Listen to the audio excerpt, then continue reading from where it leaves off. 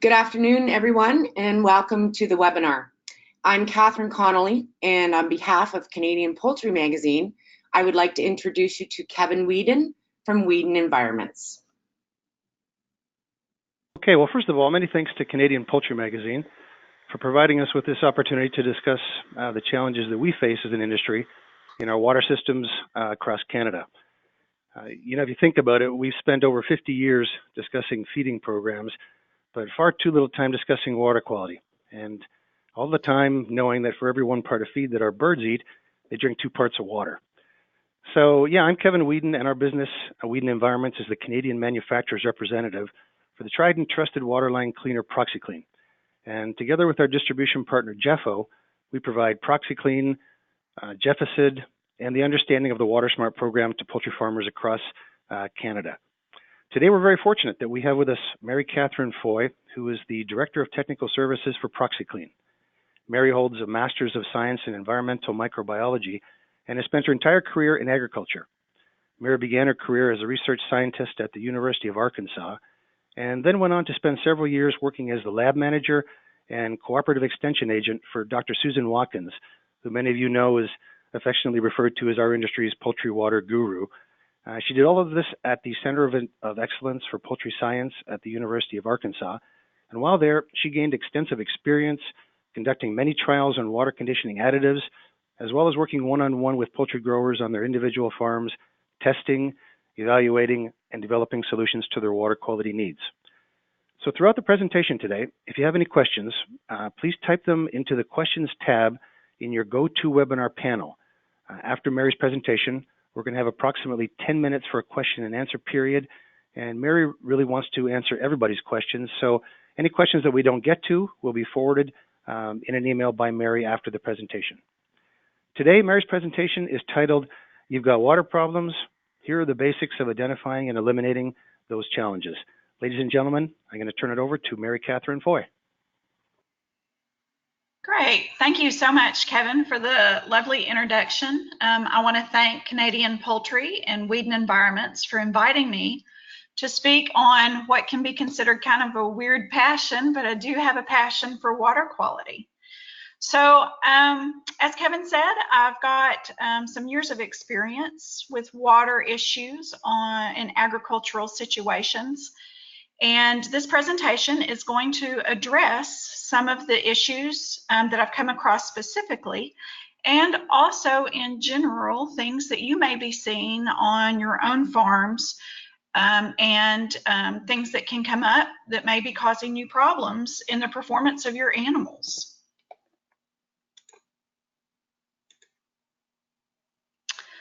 These are just a couple of the samples of issues of bacterial growth that I have seen in some of the water lines that I've worked on some of the farms before. On the left-hand side of your screen, it looks like it might be tapeworms there that got flushed out of a water line, but it is not. That is actually a biofilm from a whole group of organisms that grew in a water line. Unfortunately, this grower went out to check on animals and they were not getting water at all. So he started flushing water lines, and this started coming out in strips at the end of the water line. And on the right-hand side of your screen is another kind of biofilm, and you'll notice that those are 2 very different kinds of biofilm there. But that one was just poured out of the filter casing when he went out to change filters. The lines were not getting clogged yet, but that was probably just a matter of time before it happened. So I've worked a lot of years with the growers out on the farm, and that's where I really enjoy going. I go to the growers themselves. Usually they have discussed everything else that can possibly go wrong with feed and with litter and with air quality and with lighting. And finally, they get down to the water side of things. And when I get out there, they've had somebody that usually has come out and said, you know, you ought to look at your water. And they don't really know where to start with that. The questions that they ask themselves are, why would the water be a problem? What's in that water? I haven't had issues with my water in the past. Why would that change? And even something as basic as, where do I start? I see it, it looks clear, but I really don't know where to go from there. Another thing I've run into the last couple of years is that we just got an overload of information.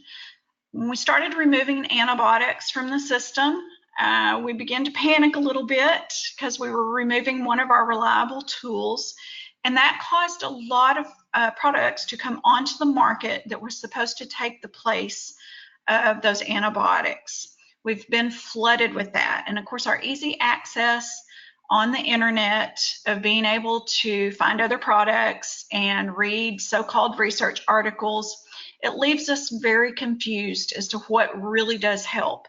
And I have to say that over the past couple of years, my phone calls and my waterline issues have actually increased by 3 or 4 times what it was just 5 years ago, because of these new supplements that are coming onto the market and that people are trying in their water lines. They're really causing a lot of problems for us.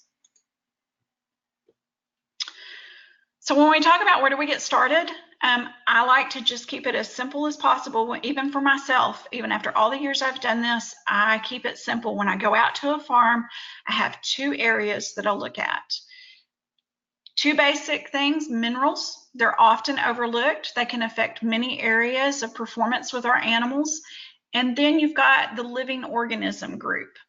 It makes birds sick. You know that the bacteria get in there. It can build up a biofilm in those water lines that chokes down the pipe size. It also causes harmful pathogens, because a lot of those bacteria produce a really huge amount of polysaccharide biofilm, and those pathogens can hide in that polysaccharide biofilm and live harmoniously with all of the other bacteria that are growing in there. And it's not just bacteria. We've got fungus and yeasts and molds and algae. That's a great environment inside that water line for all of those organisms to grow. So where in that water system can problems originate? We like to think that, okay, it's either the well that's causing us problems or our water source, or maybe whatever the birds are putting back into the water line themselves. But there's a lot of places in between those 2 points that we can have problems coming into the system. Storage tanks, great place for algae and mold to grow. Those underground lines, they get cracked, especially if they're under the driveway or under somewhere that we've got trucks going over them a lot. The entrance room that you come into, we're putting supplements into there. We're adding into the water line, directly into the water line with some of our medicators, and we're pulling out of buckets that can take things straight into that water line from the entrance room. Regulators, we don't get those cleaned very well, so things grow in there really well. Just the water lines and the barns themselves not getting clean. And of course, then we come to the drinkers, where the animals are actually getting their water. So I'm just going to discuss here some examples of what can go wrong and why these growers had these issues. This is a slide that discusses the minerals and the effects that they can have on your bird's performance. There are things like flushing when birds have diarrhea. I go in, we'll look at droppings, and my first instinct is to start trying to find out what minerals are in there. If you don't know anything else about your water, getting a mineral test is a great place to start. It's not very expensive.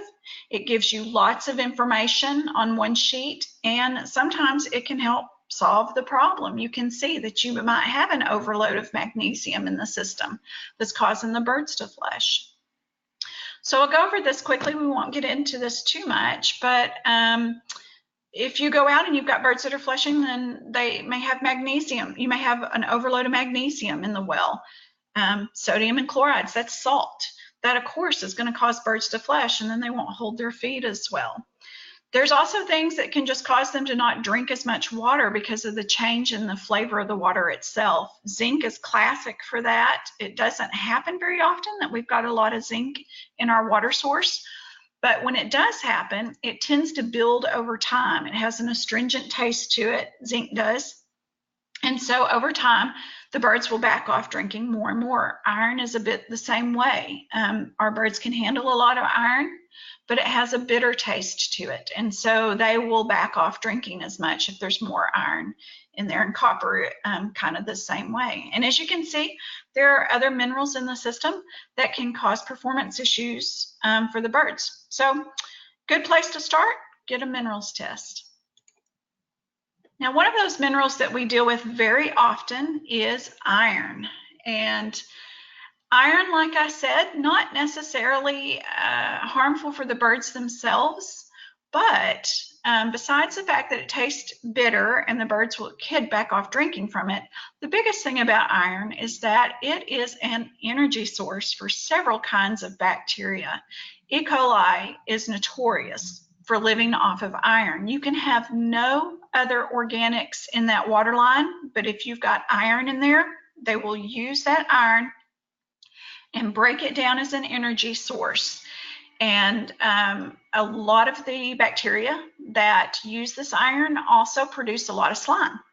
So we wind up with not only bacteria surviving on the iron, but we wind up with a slimy bacteria that clogs up our drinker lines.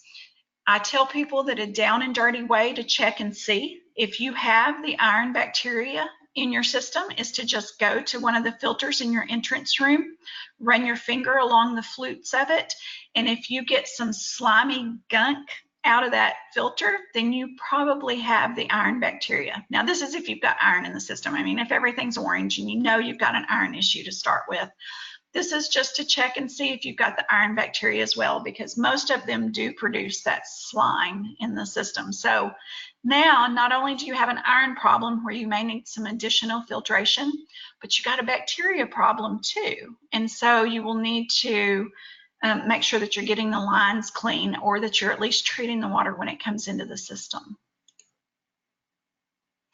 Those filters are a great place to see what is happening in that water system.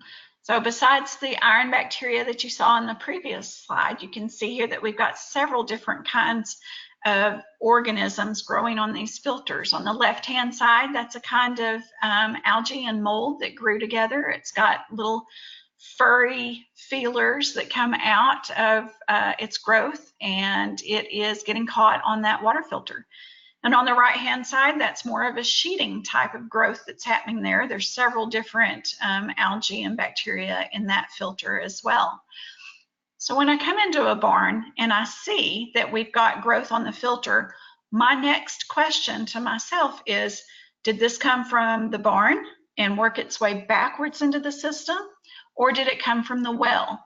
So I will, if I see this on a filter, my next step is to test the well and test the barn. And you think, okay, it's got to be coming from the well, but it does not necessarily come from the well. I have to say that a majority of the time, the problem in the water system has come from the barn itself. If it gets into that barn, an organism gets into that barn, it can and will wind up in that water line. It doesn't matter if it came in through the filters, or if it came in through the ventilation system, or if it came in through, if it came in through the litter, or if it came in through the ventilation system, or if it came in on your boots when you walked in. If it gets in that barn, it will land on those drinkers and it will get up into that water line. That water line is the perfect environment for growing all kinds of organisms. It's warm in there. They've got a water source. There's usually some kind of food source in there.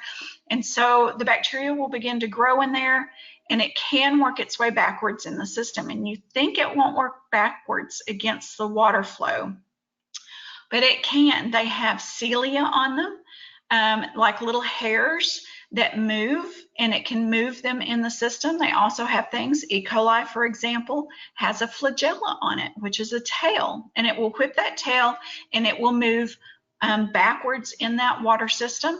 It can work its way all the way back into your entrance room. It can work its way into this filter. And believe it or not, they will work their way through this filter backwards. And if you don't get the lines clean, they can work themselves backwards into the well or the source water itself. I have dealt with farms that got Pseudomonas is really good at this. Pseudomonas got all the way back into the well, and it started in the barn. But I always want to point out that just because it looks clean doesn't mean it is. The picture here of this swab, we have swabbed this water line, and when we got the results back, had several different kinds of bacteria, and it had millions of them. Different kinds of bacteria also produce different kinds of biofilm. So we want to think that if you go out there and we know what a biofilm looks like. It's all gunky and it's slimy and it's gross, but maybe not. There are different kinds of bacteria that produce a hard biofilm. As a matter of fact, the plaque on your teeth is a kind of biofilm, and it's hard and clear, and you really can't tell it's there. So just because you don't see it doesn't mean it's not there. As we move into the entrance room itself, we do a lot of damage to ourselves. The supplements that we add through that water line can definitely increase our water line problems. When we're putting supplements into that water line, my little tagline is that if you're putting something in that water line that helps the birds grow better, you're also putting something in that water line that's going to help the bacteria grow better. And just as an example, on the left-hand side, that is a tub full of vitamins, and it never got cleaned out. They would just add more vitamins to the tub when it got low. And you can see that not only is that a great place for bacteria to grow, but it's uncovered, and so we've got some flies that have landed in that as well. And you can see the medicator tubes there on the left-hand side just pulling it straight up into that water line. Great place for bacteria to grow. And on the right-hand side, I include that picture to point out that, again, we have an uncovered bucket. No telling what has landed in that bucket, and especially at night, it's under that shelf. Who knows what runs across that shelf at night? So not only the normal supplements, you think, okay, so vitamins and electrolytes, yeah, I could see where that can cause a problem in my water system. But we do add other things like copper sulfate. Copper sulfate's often used for necrotic enteritis. And in the states where the directions on it say to use for 3 or 4 days, we've had some companies that made it a regular part of their program where they used it for up to 21 days. That's a lot to ask of the system. And as you can see, this is inside a regulator. That copper does fall out of solution. And when you've used it for 2 or 3 weeks in a row, it absolutely starts to clog up some of the functioning components of our drinker system. There are ways to get that cleaned out with use of some acid products, and we'll talk about descaling if you have seen that kind of issue. But following directions on products that we use can be really helpful for your water system. When we don't follow directions, we can wind up, there is a reason those directions are there, we can wind up with some clogged systems. In this grower, in particular, he had used multiple energy-based supplements. He was using electrolytes. In particular, he was using some vitamins, and there were about 5 different things he was putting into his system because they had removed antibiotics from his production. He wound up going out. All the drinkers were completely clogged shut, and this was Pseudomonas growing in that water line. So just another example of what can grow in that system when we add supplements and don't treat the water. All of these are examples of farms that I've worked on that were using supplements and they were not treating the water or cleaning the water lines, and so they wound up with clogged systems. Those regulators, that picture in particular on the right, that is a regulator, and if I can't find bacteria anywhere else in the system, I can open that regulator up and there's where it is. It's a great place for bacteria to hide. So we talked about a lot of different supplements. I would like to speak just briefly about acid products in particular, because every week I deal with 3 or 4 farms that will have clogged water lines, and it will be because of acid use. So we use these acids for all kinds of issues on the farm, and tighten the gut, lower the pH in the water, several things. Are all legitimate uses. But the problem with the acids is that even though dropping that pH does kill off a large number of bacteria, in fact, most of the bacteria, there's a whole nother group of organisms that love the low pH. So when you get down into a pH of 4.5, 5, 5.5, you have killed off the majority of bacteria, but you're creating the perfect environment for several yeasts, molds, fungus, and algae. And over time, you can get an algae bloom or a mold bloom because of that. And it's not only a great environment for them, but you've killed off all their competition. And so they're going to bloom in that water line. So I tell people, I really think of those acid products as you would any other supplement. You want to come behind it and treat the water with a highly stabilized hydrogen peroxide or a chlorine water treatment product so that you don't get those algae or mold blooms in there. All of these are pictures of from farms that I have worked on, and it's all a result of acid use is all that was.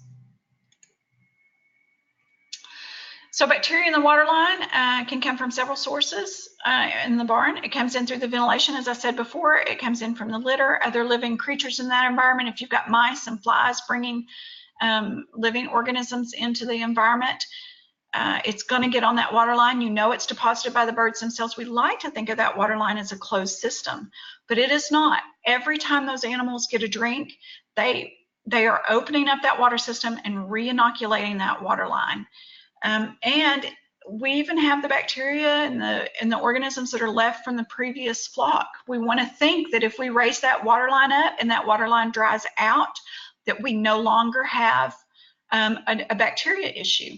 But they're very resilient. They form spores, and the biofilm that they live in helps protect them, and they're just waiting for you to drop that line down and warm it up and fill it with water, which is exactly what they need to grow. And then you've got that line, now it's full of bacteria from the previous flock that left, grown birds with a very different microflora in their system. Now it's in that water line and it's waiting for those baby birds to come in and take their first drink. And it's all that microflora from the birds that left in the previous flocks. We've got to clean those lines out when the facilities are empty. The first step to gaining control of your water is to clean the water lines when the barn is empty.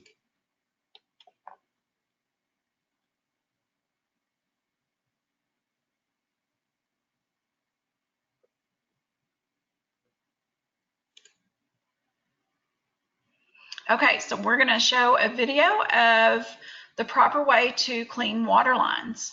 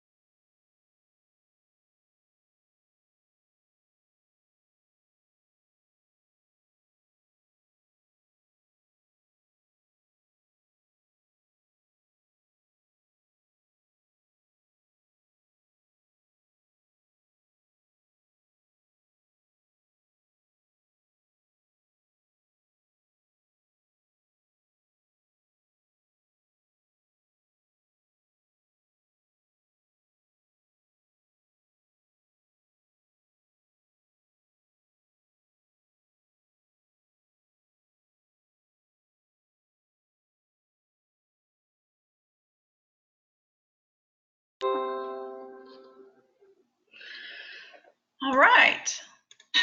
So hopefully,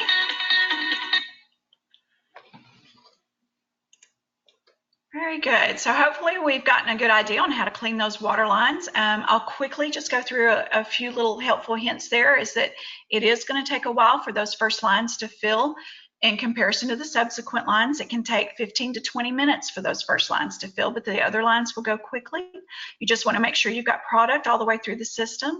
Like it said, be sure you trigger all the drinkers, allow for an air escape. Always read the product recommendations. Different products call for different amount of times for it to stay in the water line. Just examples of farms that did not get the drinkers triggered and what grew in those drinkers. Bell drinkers are especially prone to contamination. So if you've got bell drinkers in a farm, in a barn, be sure that you trigger those. You've got to activate them to get fluid down over those bell drinkers to help get them clean. And I'll just briefly go over descaling water lines. So if you do have a lot of mineral buildup in your system, after you've cleaned it, a separate step to cleaning those water lines, to maintaining those water lines, is to descale them. Descaling is really very easy. What you can do is go out into the barn, you run your fingernail along the cups or inside the water pipe itself. If you've got flakes that come off on your fingernail, then you probably need to descale. We actually recommend that if you are pulling from a well, you probably want to descale once a year. How do you descale? All you've got to do is, after you've used a cleaning product such as Proxy-Clean, you come right behind it with an acid product such as Jeffacid. Your goal is to get that pH of a 4 or below. And again, you'll trigger those drinkers, get it into the drinkers, let it sit for 24 hours, and then flush fresh water into the system and trigger the drinkers again. You can also use Proxy-Clean, which is a 50% hydrogen peroxide product at a lower rate during grow out, to condition the water. You can use this for the first 2 weeks that the birds are in the barn, because that's when you've got warm, slow moving water. You can use it for 10 days anytime during grow out, or you can use it for 24 hours after the use of the supplements, such as vitamins, electrolytes, or acid products. Here are the instructions for using Proxy-Clean during grow out.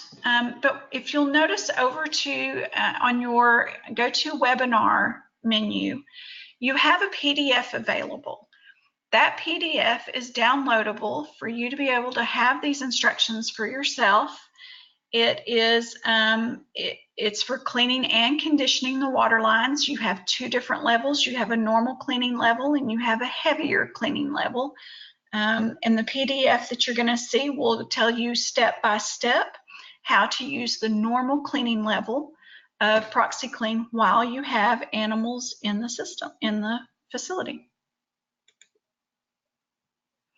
When it comes down to it, you just have to ask yourself, where do you want your animals to use their energy? Are you allowing them to perform at the most efficient level?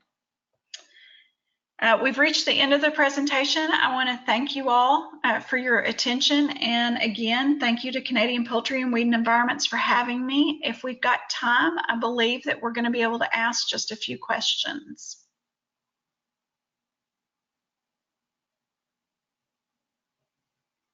Okay, thanks, Mary. That was great. Yeah, we've got a few questions. Right off the top, we've had a couple people asking about whether or not they can get a copy of the presentation. And just to let everyone know that the webinar was recorded and will be emailed to everyone registered tomorrow afternoon, for any of you that were wondering. And a couple other questions. We had one come in asking, Mary, can you discuss aerophilic bacteria, in brackets well water, and the role that they play in subclinical challenges and performance of our birds? Well, when it comes to the performance of the birds and the bacteria, how they affect the performance of the birds, I'll keep that to the veterinarian side of things. I'm pretty good about what happens in the water system and how it can build up in the water system. But for the birds themselves and their performance, that expertise goes to the veterinarian. Okay, thanks, Mary. Next question came in was, can you tell us how much Proxy-Clean it takes to do a typical size barn to remove biofilm?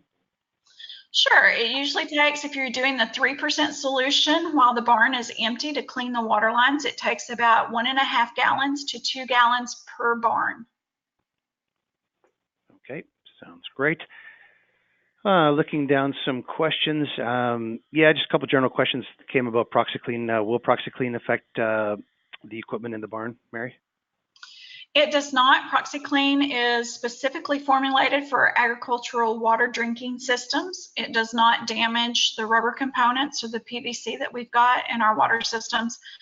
I will point out that a lot of use of continuous use of acid and chlorine does tend to dry out the rubber components in our system, and so sometimes you'll get cracks in the regulators or in the drinker seals. And then you've got organic material that builds up in those cracks that are left in those seals. And then when you clean it out, it seems like they're leaking or that the cleaner has caused a problem. But in actuality, you've just removed the organics that were plugging the holes or filling the cracks. So Proxy-Clean hydrogen peroxide does not react with the rubber components in our system or the PVC. Great, Mary. We're just about out of time, so just one last question. And I'm not sure, I hope I'm understanding this correctly, Mary, but Jim sent in a question asking, is there a benefit to having moving water in a closed system? For example, if we connected all of our water lines and pumped water during the disinfection process. Yes, if there's a possibility to do that, I've come across the rare farm that is able to keep water circulating in the system. You can get the system clean in about half the amount of time that it would normally take if you just filled the lines and shut it down and had static water sitting with the cleaner in it. So if there's the possibility of keeping a system circulating while you have product going in, a much quicker way to clean those water lines. Yes, sir. Great. Just last question real quick before we have to end today. Question came in asking, is the medicator a potential source of contamination as well?